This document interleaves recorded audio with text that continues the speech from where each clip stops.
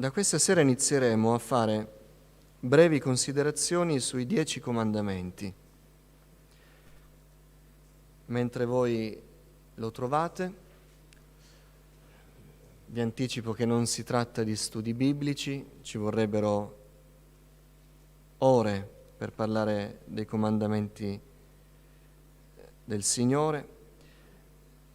Solo brevi meditazioni prima di pregare. Cercherò e spero di non mentire questa sera, davvero di essere breve per lasciare più spazio alla preghiera. Leggiamo dal libro dell'Esodo, capitolo 20. Per questa sera leggiamo tutto il brano, vi faccio alzare in piedi, leggeremo dal verso 1 al verso 17.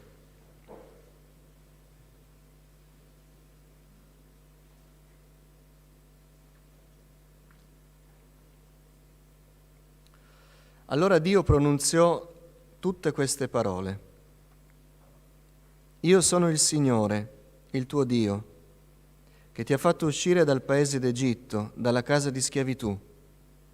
Non avere altri dei oltre a me. Non farti scultura né immagine alcuna delle cose che sono lassù nel cielo e qua giù sulla terra, o nelle acque sotto la terra.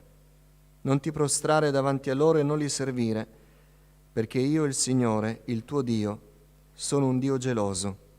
Punisco l'iniquità dei padri sui figli fino alla terza e alla quarta generazione di quelli che mi odiano, e uso bontà fino alla 1000ª generazione verso quelli che mi amano e osservano i miei comandamenti. Non pronunciare il nome del Signore, Dio tuo, in vano, perché il Signore non riterrà innocente chi pronuncia il suo nome in vano. Ricordati del giorno del riposo per santificarlo. Lavora 6 giorni e fa tutto il tuo lavoro, ma il 7° è giorno di riposo, consacrato al Signore Dio tuo. Non fare in esso nessun lavoro ordinario, né tu, né tuo figlio, né tua figlia, né il tuo servo, né la tua serva, né il tuo bestiame, né lo straniero che abita nella tua città. Poiché in 6 giorni il Signore fece i cieli, la terra, il mare e tutto ciò che è in essi, e si riposò il 7° giorno. Perciò il Signore ha benedetto il giorno del riposo e lo ha santificato. Onora tuo padre e tua madre, affinché i tuoi giorni siano prolungati sulla terra che il Signore, il tuo Dio, ti dà. Non uccidere, non commettere adulterio, non rubare, non attestare il falso contro il tuo prossimo, non desiderare la casa del tuo prossimo, non desiderare la moglie del tuo prossimo, né il suo servo, né la sua serva, né il suo bue, né il suo asino, né cosa alcuna del tuo prossimo. Fino a qui, accomodatevi. Questi sono i famosi 10 comandamenti, oppure le 10 parole del Signore. Sono riportate in questo elenco soltanto qui e nel Deuteronomio, nella ripetizione della legge. Nella cristianità la suddivisione dei 10 comandamenti non è concorde. Ebrei, ortodossi, chiese evangeliche suddividono in 10 con quello di oggi che vedremo insieme, che è il verso 3, non avere altri dei oltre a me. Secondo comandamento, non farti scultura né immagine alcuna. Poi terzo comandamento, non pronunciare il nome di Dio. E il quarto, ricordati del giorno del riposo. La Chiesa cattolica e i luterani invece si appoggiano di più sulla versione del Deuteronomio, inserendo in un unico comandamento il verso 3 e il verso 4. Non avere altri dei e non farti scultura alcuna, ma unendoli chiaramente poi il conteggio risulta 9. E allora spezzano l'ultimo comandamento, un po' forzatamente a mio parere, non desiderare la casa del tuo prossimo, pausa, altro comandamento, non desiderare la moglie del tuo prossimo, poi si riprende, non desiderare il suo servo, la sua serva, il suo bue. Quindi dividono non desiderare la moglie da non desiderare gli oggetti per arrivare a 10.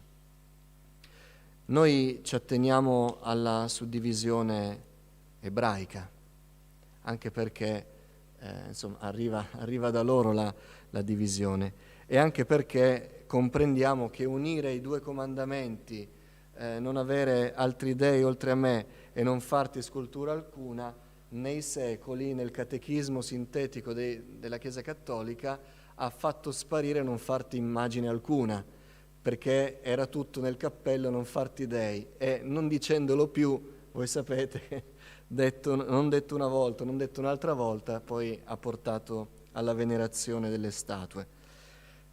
Questo giusto perché se avrete, prego io che sia così, desiderio di approfondire questo soggetto a casa e scoprirete che c'è una suddivisione diversa, potete comprendere le motivazioni.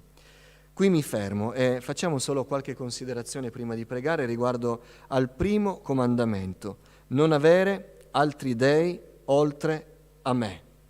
Non avere altri dei oltre a me. Questo è un comandamento straordinario nel tempo in cui fu dato.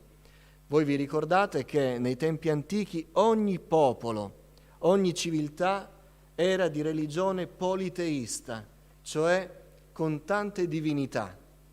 E il Signore sancisce subito nella sua legge la verità, dicendo non avere altri dei oltre a me. E questo stabilisce primo tra tutte le popolazioni ufficiali dell'antichità che il popolo ebraico sarebbe stato un popolo monoteista, un solo Dio. Perché? Perché c'è solo un Dio, c'è un solo Dio. E quando noi di tanto in tanto pronunciamo la nostra formula con cui amiamo aprire il nostro culto, anche per dare un senso di solennità alla presenza di Dio, noi sappiamo che c'è un Dio solo che è trino, Padre, Figlio, Spirito Santo, ma un solo Dio, benedetto in eterno.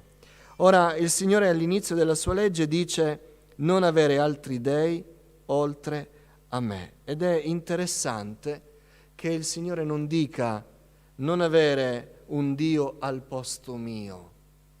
Non si sta parlando di questo.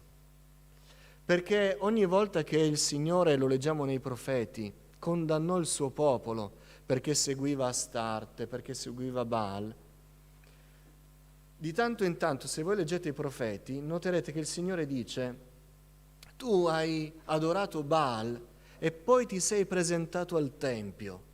Tu hai offerto profumi alla Dea del cielo, alla Regina del cielo, e poi sei venuto a offrire sacrifici a me.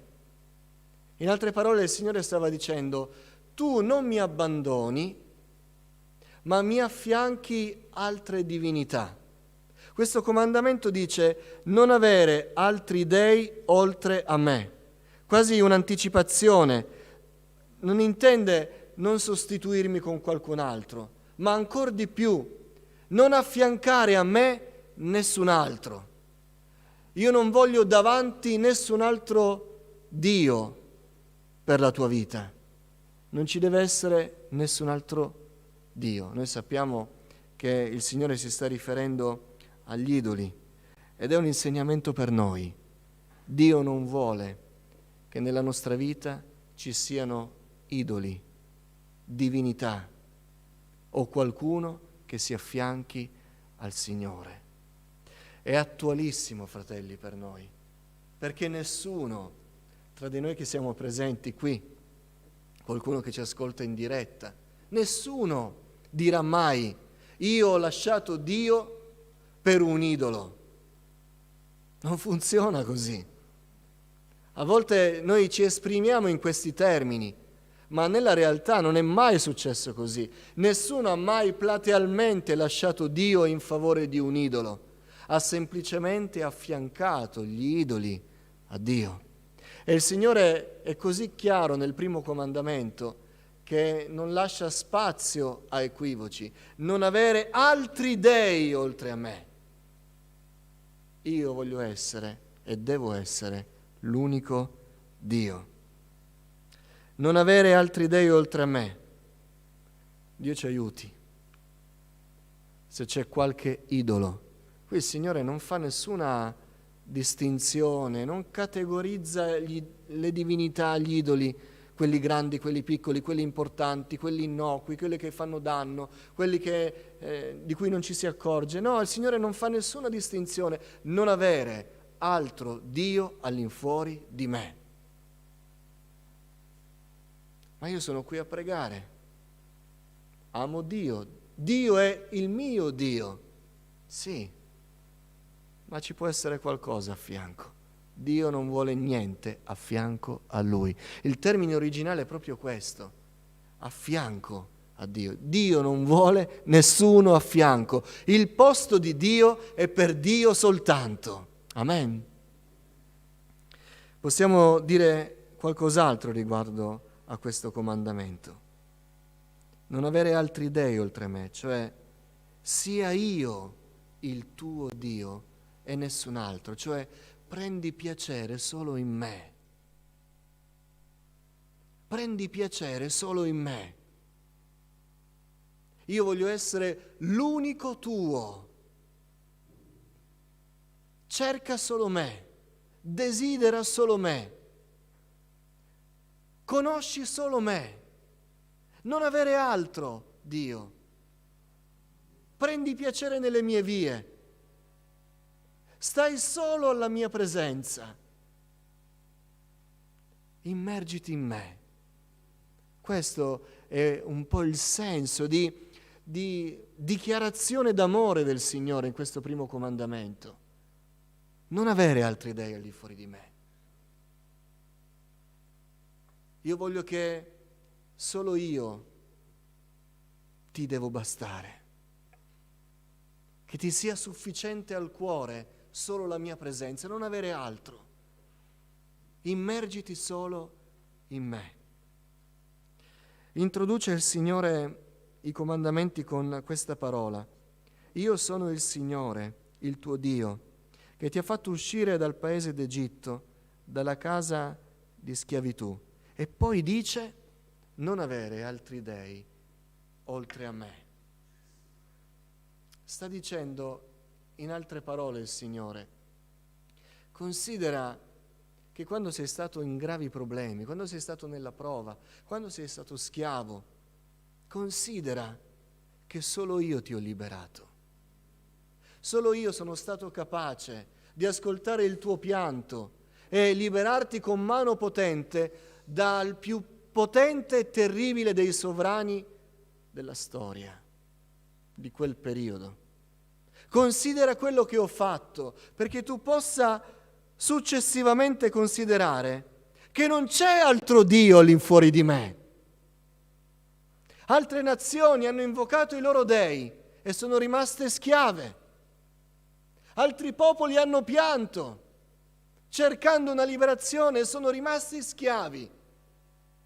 Ma io che sono il tuo Dio, sono stato l'unico capace di liberarti. Non avere altri dei oltre a me, perché non c'è altro Dio oltre a me.